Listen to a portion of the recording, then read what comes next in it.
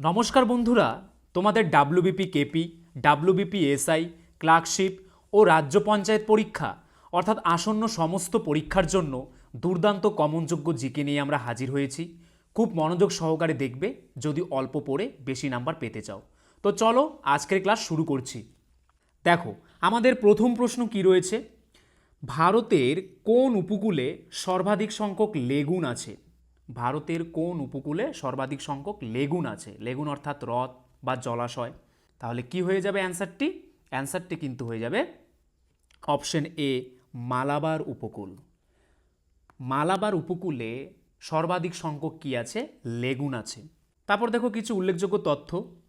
ভারতের মোট ৭,৫১৬.৬ কিলোমিটার উপকূলরেখা রয়েছে, যার মধ্যে ২,০৯৪ কিলোমিটার দ্বীপ অঞ্চল এবং ৫,৪২২ কিলোমিটার মূল ভূখণ্ডের উপকূল রয়েছে। ভারতীয় উপকূলরেখা ৯টি রাজ্য এবং ৪টি কেন্দ্রশাসিত অঞ্চল জুড়ে বিস্তৃত এবং এটি পশ্চিমে আরব সাগর এবং ভারত মহাসাগর এবং পূর্বে বঙ্গোপসাগর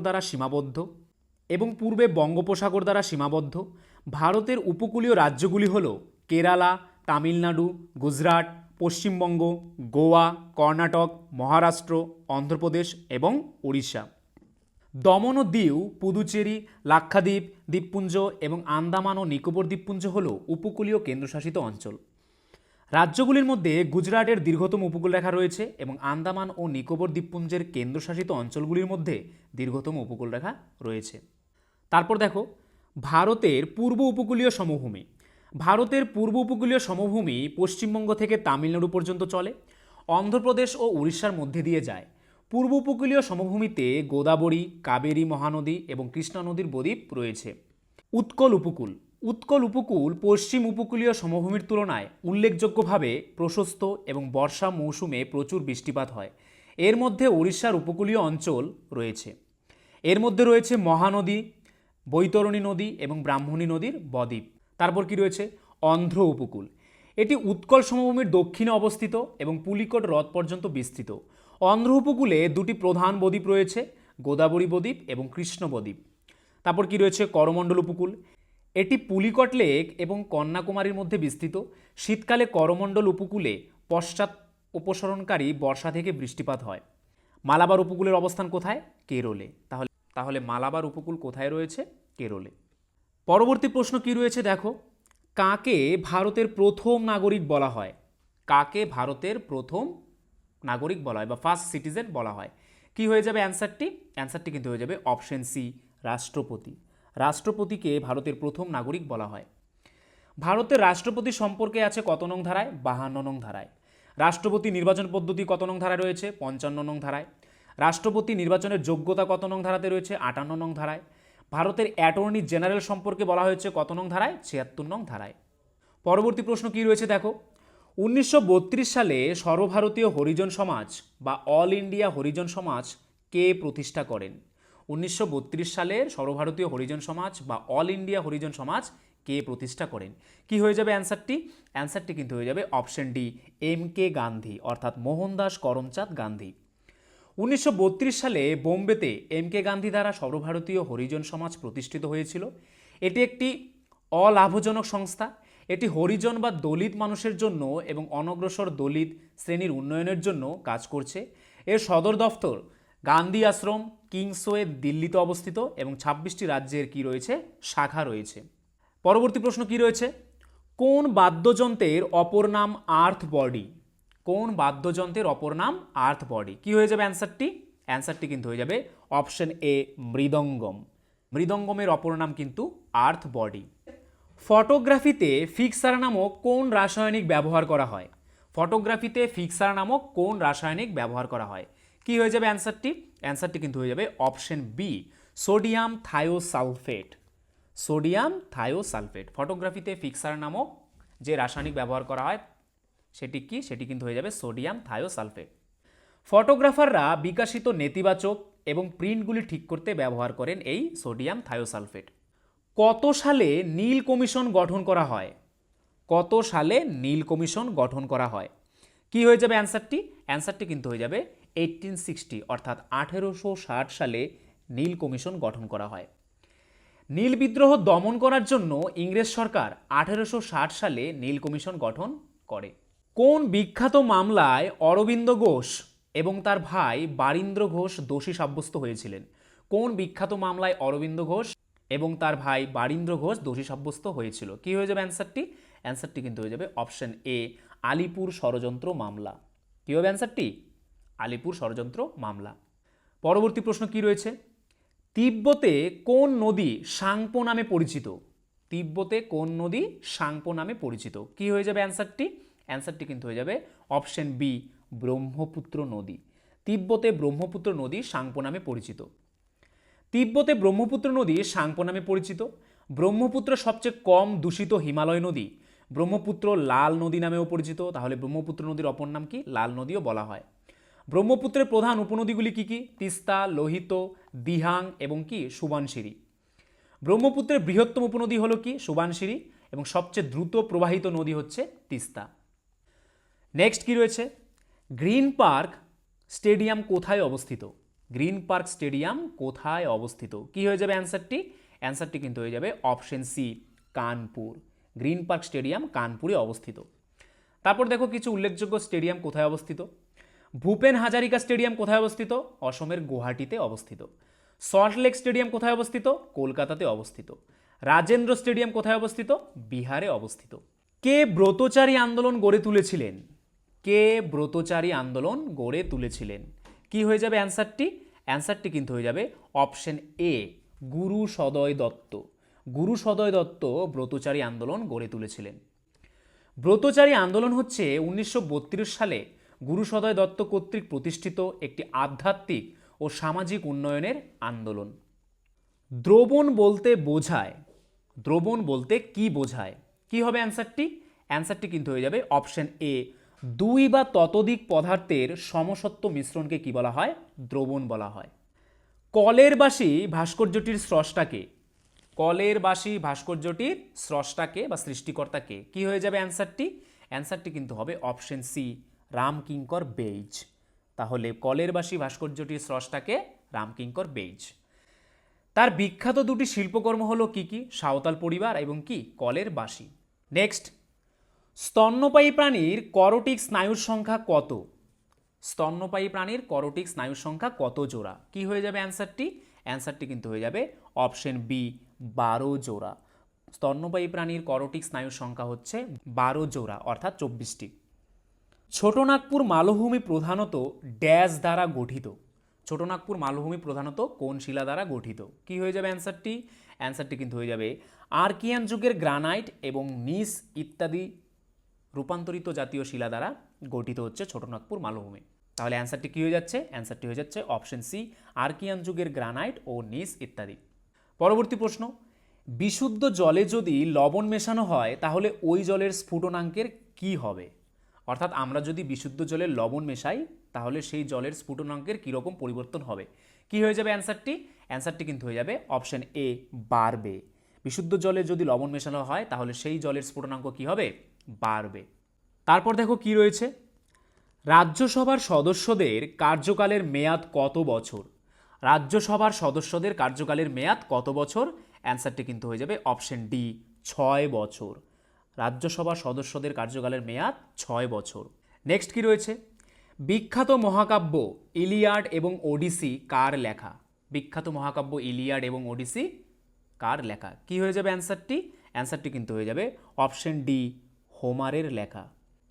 হোমার ছিলেন এক প্রাচীন গ্রিক মহাকাব্যিক কবি। তিনি ইলিয়াড ও ওডিসি মহাকাব্য এবং হোমারীয় স্তোত্রাবলীর কি করেন? রচনা করেন। তারপর দেখো বিখ্যাত গ্রন্থ বা বিখ্যাত মহাকাব্য প্যারাডাইস লস্ট কার লেখা? জন মিল্টনের লেখা। শাহনামা কার লেখা? ফেরদৌসের লেখা। মানব মস্তিষ্কের কোন অংশ লিটিল ব্রেইন নামে পরিচিত? খুবই ইম্পর্টেন্ট একটি প্রশ্ন। মানব মস্তিষ্কের কোন অংশ লিটিল ব্রেইন বা ক্ষুদ্র মস্তিষ্ক নামে পরিচিত? কি হয়ে যাবে অ্যান্সারটি? অ্যান্সারটি কিন্তু হয়ে যাবে অপশন সি, সেরিবেলাম।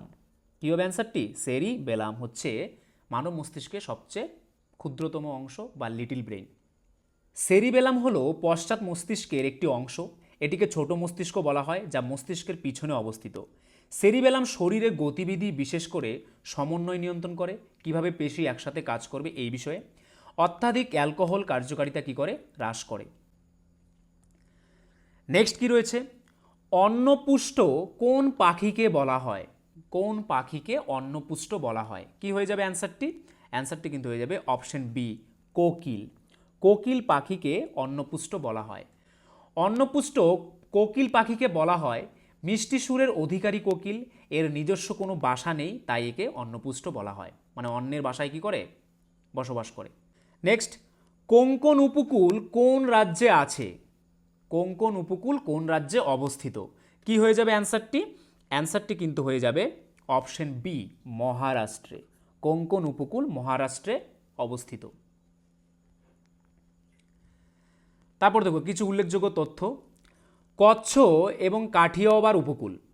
কচ্ছ পূর্বে একটি উপসাগর, যেখানে সিন্ধু নদী পলি ফেলে। বর্ষাকালে কচ্ছের জমি দুটো ভাগে বিভক্ত হয়। উত্তরে গ্রেট রন, কচ্ছের উত্তরে অবস্থিত একটি লবণসিক্ত সমভূমি। পূর্বে ছোট রন, এটি একটি দক্ষিণের সম্প্রসারণ এবং কচ্ছের তীরে এবং দক্ষিণ পূর্বে অবস্থিত। অন্যদিকে কাথিয়াওয়াড় কচ্ছের দক্ষিণে অবস্থিত। বিখ্যাত গির জাতীয় উদ্যান কাথিয়াওয়াড় উপদ্বীপের দক্ষিণ অংশে অবস্থিত। তারপর কি রয়েছে? কোঙ্কণ উপকূল। গুজরাট সমভূমির দক্ষিণে অবস্থিত কোঙ্কণ সমভূমি দমন থেকে গোয়া পর্যন্ত প্রসারিত। কোঙ্কণ উপকূল বরাবর অসংখ্য সৈকত রয়েছে। ধান এবং কাজু এই অঞ্চলের সবচেয়ে গুরুত্বপূর্ণ দুটি ফসল। তারপর কি রয়েছে? কন্নড় উপকূল। কন্নড় উপকূল হল মারমাগাঁও এবং ম্যাঙ্গালোরের মধ্যে বিস্তৃত এলাকা। কন্নড় উপকূলীয় সমভূমির সর্বাধিক প্রস্থ 70 কিলোমিটার। ম্যাঙ্গালোরের কাছে এবং গড় প্রস্থ 30 থেকে 50 কিলোমিটার। এই এলাকায় প্রচুর পরিমাণে লোহার মজুত রয়েছে। তারপর কি রয়েছে? গুজরাট। দীর্ঘতম উপকূলরেখা সহ রাজ্য গুজরাট সমভূমি কচ্ছ এবং কাথিয়াওয়াড়ের পূর্বে অবস্থিত এবং পশ্চিম ও দক্ষিণ পশ্চিমে ঢালু। গুজরাট উপকূলরেখা আরব সাগর দ্বারা ঘেরা এবং 41টি সমুদ্র বন্দর দ্বারা বিস্তৃত, যার মধ্যে একটি হলো একটি প্রধান বন্দর, কি নাম? কান্দোলা। বর্তমানে সরকারিভাবে কি নাম? দীনদয়াল বন্দর। এবং বাকিগুলি মধ্যবর্তী বা ছোট বন্দর। কোঙ্কণ উপকূল নামে পরিচিত মহারাষ্ট্রের উপকূলরেখা পূর্বে পশ্চিমঘাট পর্বতশ্রেণী দ্বারা, পশ্চিমে আরব সাগর দ্বারা, উত্তরে দমন গঙ্গা নদী এবং দক্ষিণে গঙ্গাভল্লী নদী দ্বারা আবদ্ধ। গোয়া ক্ষুদ্রতম উপকূলরেখা সহ রাজ্য। গোয়া রাজ্যে ভারতের সবচেয়ে ছোট উপকূলরেখা রয়েছে। গোয়ার উত্তরে মহারাষ্ট্র এবং পূর্ব ও দক্ষিণে কর্ণাটকের সীমানা রয়েছে। আরব সাগরের পশ্চিম উপকূলে তৈরি করেছে। গোয়া আরব সাগরের সবচেয়ে সুন্দর সৈকতগুলির সাথে আশীর্বাদযুক্ত। কর্ণাটকের উপকূলীয় এলাকাকে কানাড়া নামে উল্লেখ করা হয়। এই অঞ্চলের উত্তরে কোঙ্কণ, পূর্বে পশ্চিমঘাট, দক্ষিণে কেরালা সমভূমি এবং পশ্চিমে আরব সাগর অবস্থিত। কেরালায় ভারতের পঞ্চম বৃহত্তম উপকূলরেখা রয়েছে, যা মালাবার উপকূল নামে পরিচিত। এটি মহারাষ্ট্রের দক্ষিণ পশ্চিম উপকূল থেকে গোয়ার উপকূলীয় অঞ্চল, তারপর কর্ণাটক এবং কেরালা হয়ে কন্যাকুমারী পর্যন্ত চলে। কেরালার প্রধান বন্দরগুলি হল কোচিন, কানহাঙ্গাত, কোট্টায়ম, কালিচানাদুক্কাম, কোল্লাম এবং ভিজিনজাম আন্তর্জাতিক সমুদ্র বন্দর। তারপর কি রয়েছে? তামিলনাড়ু। তামিলনাড়ুর উপকূলরেখা ভারতের তৃতীয় দীর্ঘতম। তামিলনাড়ুর উপকূলরেখা করমণ্ডল উপকূল নামে পরিচিত। এটিতে তুতিকোরিন এবং চেন্নাই মাছ ধরার বন্দর, মেরিনা বিচ। তাহলে ভারতের বৃহত্তম প্রাকৃতিক শহরে সৈকতের নাম কি? মেরিনা বিচ। এবং মান্নার সামুদ্রিক জাতীয় উদ্যানের উপসাগরের মতো প্রধান সমুদ্র বন্দর রয়েছে। তারপর কি রয়েছে? অন্ধ্রপ্রদেশ। দ্বিতীয় দীর্ঘতম উপকূলরেখা সহ রাজ্য। অন্ধ্রপ্রদেশের উপকূলরেখা ভারতের দ্বিতীয় দীর্ঘতম। এটিতে 12টি প্রধান বন্দর রয়েছে, বিশাখাপত্তনম, গঙ্গাভারম, কৃষ্ণপত্তনম, মাছিলিপত্তনম ইত্যাদি সহ। তারপর কি রয়েছে? পশ্চিমবঙ্গ। এর দুটি প্রধান বন্দর রয়েছে। কলকাতা বন্দর আনুষ্ঠানিকভাবে শ্যামাপ্রসাদ মুখার্জি বন্দর নামে পরিচিত, তবে এটি ভারতের একমাত্র নদী বন্দর এবং হলদিয়া বন্দর। পশ্চিমবঙ্গের সুন্দরবন বদ্বীপে বিশ্বের বৃহত্তম ম্যানগ্রোভ বন রয়েছে। তাহলে বিশ্বের বৃহত্তম ম্যানগ্রোভ বন কোথায় রয়েছে? পশ্চিমবঙ্গের সুন্দরবনের বদ্বীপে। পরবর্তী প্রশ্ন কি রয়েছে দেখো, বিপাকের পরে প্রোটিন কিসে রূপান্তরিত হয়ে যায়? বিপাকের পরে প্রোটিন কিসে রূপান্তরিত হয়ে যায়? অ্যামাইনো অ্যাসিডে রূপান্তরিত হয়ে যায়। আর যদি পরীক্ষায় প্রশ্ন আসে যে প্রোটিনের গঠনগত কার্যগত একক কী, তখনও কিন্তু অ্যান্সারটি হবে অ্যামাইনো অ্যাসিড। প্রাণীজ বিপাকে প্রোটিন ভেঙে অ্যামাইনো অ্যাসিড তৈরি হয়। অ্যামাইনো অ্যাসিড খাদ্য ভাঙ্গার কাজ করে। অ্যামাইনো অ্যাসিড হলো জীবনের গঠনগত একক। অ্যামাইনো অ্যাসিডের উদাহরণগুলি হলো গ্লুটামিন, টাইরোসিন এবং কি টাইরোসিন। নেক্সট কি রয়েছে দেখো, কোন হিন্দু শাস্ত্রগ্রন্থ আম্বেদকর জনসমক্ষে পুড়িয়েছিলেন? কোন হিন্দু শাস্ত্রগ্রন্থ আম্বেদকর জনসমক্ষের সামনে পুড়িয়েছিলেন? কি হয়ে যাবে অ্যান্সারটি? অ্যান্সারটি কিন্তু হয়ে যাবে মনুস্মৃতি। মনুস্মৃতি গ্রন্থ আম্বেদকর জনসমক্ষে পুড়িয়েছিলেন। নেক্সট কি রয়েছে? বর্তমানে মোট কয়টি বিষয়ে নোবেল পুরস্কার দেওয়া হয়? বর্তমানে মোট কয়টি বিষয়ের ওপর নোবেল পুরস্কার দেওয়া হয়? কী হবে অ্যান্সারটি? অ্যান্সারটি কিন্তু হয়ে যাবে অপশন বি, 6টি। বর্তমানে 6টি বিষয়ের উপর নোবেল পুরস্কার দেওয়া হয়। 1901 সালে নোবেল পুরস্কার প্রদান শুরু হয় আলফ্রেড নোবেলের নাম অনুসারে। প্রথমে 5টি বিষয়ে, পরে 1969 সালে অর্থনীতিতে নোবেল পুরস্কার দেওয়া শুরু হয়। বর্তমানে মোট 6টি বিষয়ের উপর নোবেল পুরস্কার দেওয়া হয়। কোন কোন বিষয়ে? চিকিৎসা বিজ্ঞান, পদার্থবিজ্ঞান, রসায়ন, শান্তি, সাহিত্য এবং অর্থনীতি। এই 6টি বিষয়ে বা এই 6টি ক্ষেত্রে নোবেল পুরস্কার দেওয়া হয়। নেক্সট কি রয়েছে? পৃথিবীর মেরুদেশীয় ব্যাস ও নিরক্ষীয় ব্যাসের মধ্যে পার্থক্য কত? পৃথিবীর মেরুদেশীয় ব্যাস ও নিরক্ষীয় ব্যাসের মধ্যে পার্থক্য হচ্ছে 43 কিলোমিটার, অর্থাৎ 43 কিলোমিটার। মানুষের পাকস্থলীতে কোন অ্যাসিড থাকে? মানুষের পাকস্থলীতে কোন অ্যাসিড থাকে? কি হয়ে যাবে অ্যান্সারটি? অ্যান্সারটি কিন্তু হয়ে যাবে অপশন সি, হাইড্রোক্লোরিক অ্যাসিড থাকে বা HCl। মানুষের পাকস্থলীতে হাইড্রোক্লোরিক অ্যাসিড থাকে। গ্যাস্ট্রিক অ্যাসিড নামেও পরিচিত হাইড্রোক্লোরিক অ্যাসিড পাকস্থলীর প্রধান কোষগুলি দ্বারা নিঃসৃত হয়। এটি হজম প্রক্রিয়ার সাহায্য করে, কারণ কম পিএইচ প্রোটিন এবং এনজাইমগুলির অবক্ষয়কে কী করে? সক্ষম করে। ভারতের সংবিধানের কোন ধারায় সমস্ত নাগরিককে বাক স্বাধীনতা এবং মত প্রকাশের স্বাধীনতার নিশ্চয়তা দেয়? ভারতের সংবিধানের কোন ধারা সমস্ত নাগরিকদের বাক স্বাধীনতা এবং মত প্রকাশের স্বাধীনতার নিশ্চয়তা দেয়? খুবই ইম্পর্টেন্ট একটি প্রশ্ন। কী হয়ে যাবে অ্যান্সারটি? অ্যান্সারটি কিন্তু হয়ে যাবে 19 নং ধারা। 19 নং ধারা ভারতের সমস্ত নাগরিককে বাক স্বাধীনতা এবং মত প্রকাশের স্বাধীনতা দেয়। পরবর্তী প্রশ্ন কি রয়েছে? মোনালিসার চিত্রকর্মটি কোন মিউজিয়ামে সংরক্ষিত আছে? মোনালিসার চিত্রকর্মটি কোন মিউজিয়ামে বা কোন জাদুঘরে সংরক্ষিত আছে? কি হয়ে যাবে অ্যান্সারটি? অ্যান্সারটি কিন্তু হয়ে যাবে লুভর জাদুঘর বা লুভর মিউজিয়ামে সংরক্ষিত আছে। লিওনার্দো দা ভিঞ্চির মোনালিসা চিত্রকর্মটি লুভর মিউজিয়ামে সংরক্ষিত আছে। লুভর মিউজিয়াম ফ্রান্সের প্যারিসে অবস্থিত। 1793 সালে এটি প্রতিষ্ঠিত হয়। 10 আগস্ট 1793 এটি উন্মুক্ত করা হয়। লুভর জাদুঘরের তথ্য মতে প্রায় 80% পর্যটক শুধু মোনালিসার চিত্রটি দেখার জন্যই আসে। সবার উপরে মানুষ সত্ত্ব তাহার উপরে নাই। সবার উপরে মানুষ সত্ত্ব তাহার উপরে কেউ নাই, এই উক্তিটি কার? এই বিখ্যাত উক্তিটি কার? অ্যান্সারটি কিন্তু হয়ে যাবে অপশন এ, চণ্ডীদাস। এই বিখ্যাত উক্তিটি চণ্ডীদাসের। পরবর্তী প্রশ্ন, কোন ধাতুটি লোহার সর্বোচ্চ বিশুদ্ধতম রূপ? কোন ধাতুটি লোহার সর্বোচ্চ বিশুদ্ধতম রূপ?